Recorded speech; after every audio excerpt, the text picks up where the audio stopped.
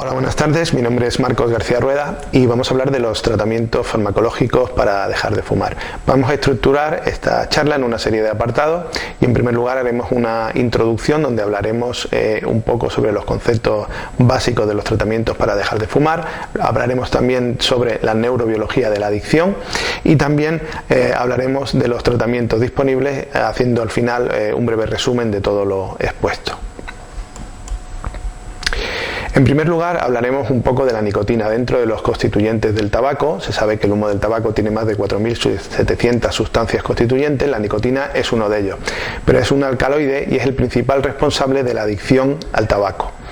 La nicotina además tiene una serie de características psicofísicas que la hacen una sustancia de adicción muy potente. De hecho, desde que la persona se pega la calada, la persona fumadora, hasta que la nicotina llega hasta su cerebro y ejerce su acción, pasan de 7 a 10 segundos. Esta rapidez en la relación dosis-respuesta hacen que sea una de las sustancias más adictógenas que existen. De hecho, la nicotina es más adictógena que la heroína en vena directamente.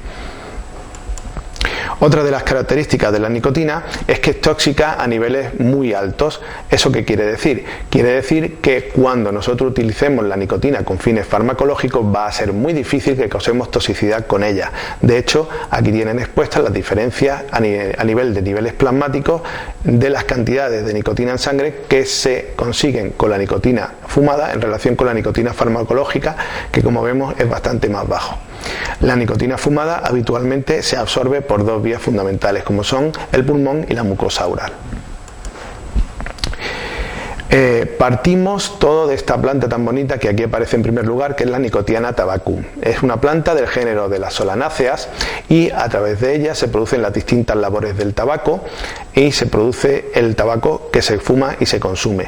Desde que la persona se pega la calada hasta que eso perfora el organismo, realmente pasan muy pocos segundos. De hecho, atraviesa dos membranas, fundamentalmente la membrana orofaríngea y alveolo capilar, y a través de ella difunde a sangre, presentándose la nicotina en sangre y aumenta por tanto la nicotinemia. De ahí atraviesa la membrana hematoencefálica y llega a distintos núcleos cerebrales, de los cuales dos hay claramente muy caracterizados de manera clásica, como son el núcleo accumbens y el locus coeruleus. Y estos núcleos van a explicar un poco el doble mecanismo por el que actúa la nicotina que se fuma en nuestro cuerpo.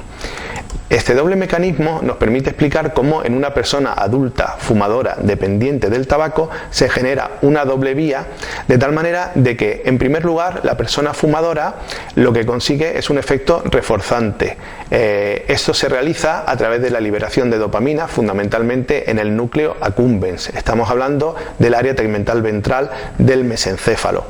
Así, la persona se nota, en primer lugar, reforzada, pero además la persona fumadora no solo consigue ese reforzamiento primario, sino lo que hace es evitar el síndrome de abstinencia, bloquea el síndrome de abstinencia que se produce fundamentalmente a nivel del locus coeruleus y donde se ven implicados neurotransmisores del tipo adrenalina y noradrenalina. Este doble mecanismo que realiza la persona fumadora, con lo cual mientras fuma, por un lado bloquea el síndrome de abstinencia y por otro lado se refuerza, explican la base de la adicción, porque conforme progresa la adicción, el segundo mecanismo, es decir, el de evitar el síndrome de abstinencia, se hace más poderoso. Así, la mayoría de personas fumadoras de largo tiempo de evolución fuman porque con ello consiguen mitigar el síndrome de abstinencia. El síndrome de abstinencia es una constelación de signos y síntomas que le ocurren a la persona fumadora cuando esta persona es dependiente del tabaco e interrumpe su consumo. Y es que aparecen en mayor o menor medida irritabilidad, ansiedad, impaciencia, dificultad para concentrarse, estreñimiento, agresividad. Todas estas cosas determinan este síndrome de abstinencia, que es la principal causa de recaídas cuando una persona fumadora quiere dejar de fumar. Un hecho muy importante del síndrome de abstinencia es la temporalidad. Es decir, el síndrome de abstinencia se inicia una vez la persona interrumpe el consumo de tabaco, es más intenso las 2 primeras semanas y luego va disminuyendo poco a poco hasta que desaparece en torno al mes, mes y medio. El fundamento que tiene el tratamiento farmacológico para dejar de fumar es que se aplica antes de que la persona llegue a ese día de dejar de fumar y se mantiene el tiempo suficiente para cubrir a la persona mientras ataca el síndrome de abstinencia. Una vez ha pasado el síndrome de abstinencia, valoramos retirar la medicación y si se cumplen esos criterios, la medicación se retira y la persona sigue sin fumar y sin medicación. Por eso nosotros valoramos habitualmente retirar la medicación a partir de la 8ª semana después del día D, el día elegido por la persona para dejar de fumar. ¿Por qué usar tratamientos farmacológicos? Esta es una cuestión que surge en primer lugar y realmente el fundamento es bastante claro y conocido desde hace bastante tiempo. Porque dentro de las causas que motivan una recaída a la hora de dejar de fumar, 3 causas principales son las que manifiestan las personas fumadoras. En primer lugar, el síndrome de abstinencia, que acabamos de hablar. En segundo lugar, el craving, que nada más que define ese impulso por coger el cigarrillo, esas ganas de fumar que tiene la persona fumadora. Y en tercer lugar, la ganancia de peso. Pues bien, en cada uno de estos 3 factores puede influir y actuar favorablemente la medicación que ayuda a dejar de fumar. Hay que tener en cuenta que todos estos factores dan lugar de más del 90% o más del 90% de las causas de recaída. Visto desde otro lado, si nosotros logramos controlar estos factores, habremos quitado muchísimas papeletas en la persona fumadora para la recaída, con lo cual va a ser mucho más sencillo para que esa persona deje de fumar. No hay que olvidar varias cosas, y es que los tratamientos farmacológicos para dejar de fumar, desde hace tiempo se conocen, tienen una alta índice de costo-efectividad. Son más costo efectivos que los tratamientos para la hipertensión arterial leve o moderada o para la dislipemia, por ejemplo, y que hay realmente algunas enfermedades como la EPOC en donde el único factor que determina prolongar la supervivencia en la misma es el abandonar el tabaco con el tratamiento farmacológico o no, independientemente de otras medidas terapéuticas.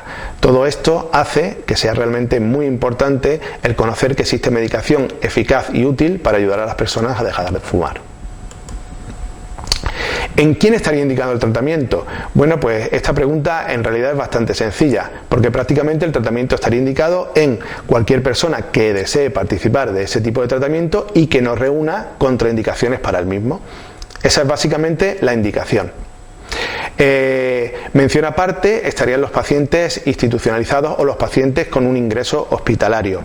El ingreso hospitalario es un periodo fundamental y crítico en la historia de una persona fumadora sobre el que podemos actuar, ya que tanto la persona fumadora como sus familiares se encuentran en un momento de susceptibilidad especialmente importante en el que son más receptivos a todos los mensajes encaminados a favorecer los estados de salud y mejorar su salud y su calidad de vida.